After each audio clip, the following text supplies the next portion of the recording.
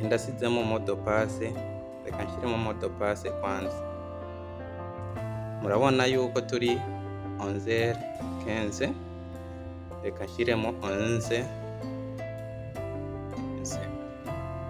nako 14 biranse,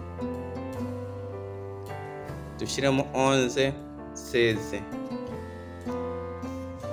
Murabona naho nyene biranse. Iyi ni modo passe ushyiramo pine, ushyiramo muri telefone bihwanye neza n'amasaha ari kuri telefone yawe. Reka dushyiremo 11-15. Murabona yuko urufunguruzo rucya ruvamo. Reka turindire 11-16. Reka turindire 11-16 turabe yuko biza gukunda.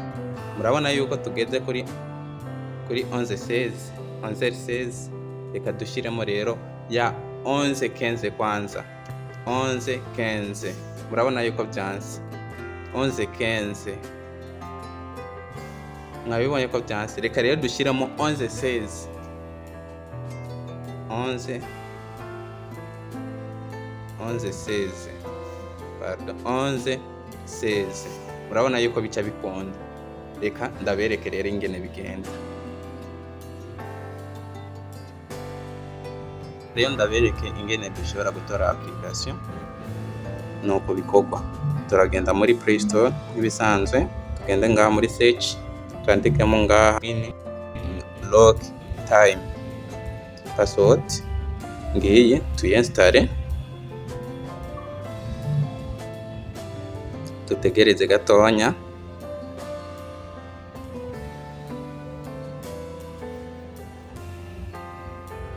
Iyi ni screen lock ushobora gushyira muri telefone mu gihe ushaka gukuramo pine yawe, ushobora gushyiramo bihuye n'amasaha uriko muri uyo mwanya bivanye na telefone iri ku gihe. Reka dushyiremo application tubibone neza etape par etape, mubandanye munkurikirana ngaha kuri channel yanje Inoti Davuna. Uri mushasha kora subscribe kugira ibintu zoze urabibona ku mwanya. Reka turindire ishike application ndabereke etape par etape kugira ntimuze kuvuga yuko zabacanze.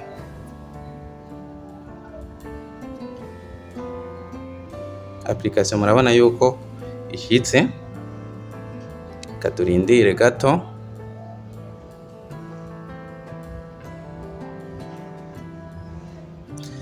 So murabona yuko application ishyitse muri uyu mwanya. Ca tugira ngaha ouvrir.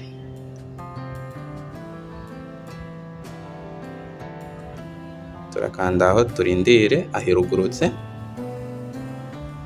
Ca tugira ngaha aha kuri gate. Kanda bibereke neza.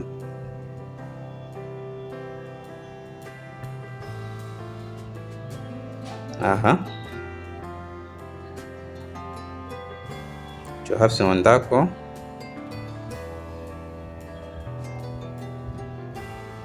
Acha kuzana ngaha, ucuza ngaha muri autorisation a screen lock, ucuza ngaha ugira autorisation, ucugira retour, subira inyuma, ucusubira ngaha kandi aha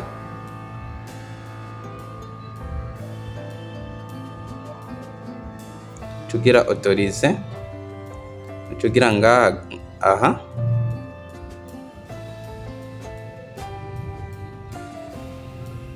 ugira autorize kandi turageze ngaha muri application indani, ucuza ngaha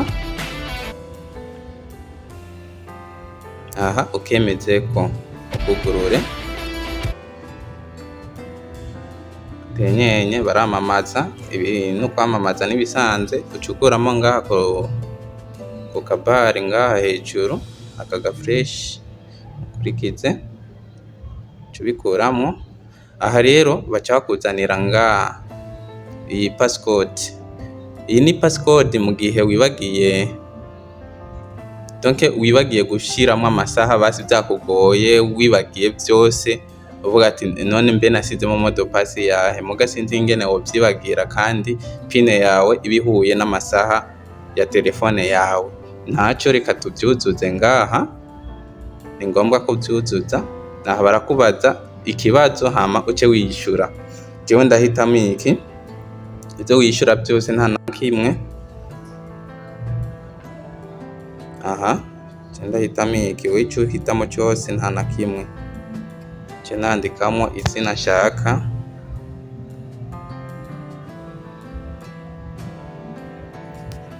cugira save, ucuza ngaha munsi uce wemeza ko ngaha amasaha ngaha yuzi 24. Aha cuza ngaha wemeze ko ngaha urahabona akandeko. Aha bizoba birangiye, reka rero tugerageze turabe yuko utashoboye kujamo. Katutumye telefone turabe.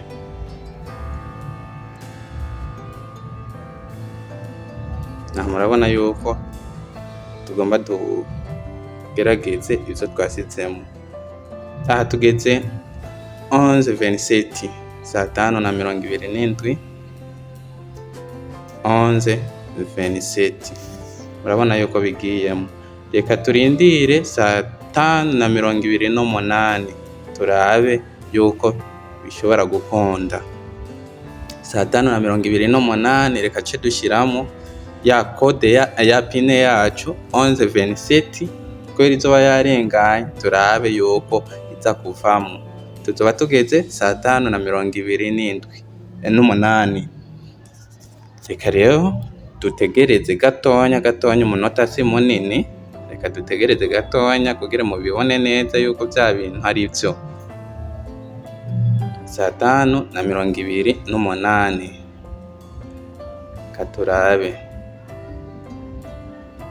Saa 5:28 zirageze ngizo. Reka rero dukuremo pine yacu turabe yuko ivamo kuri saa 5:27. Tugire 11:27. Mwabonye yuko byanze, muga reka tugire 11:28. Murabona yuko ivuyemo pine yacu. Aka kantu rero karafasha cyane, nako ubwenge. Mubandanye kunkurikirana ngaha.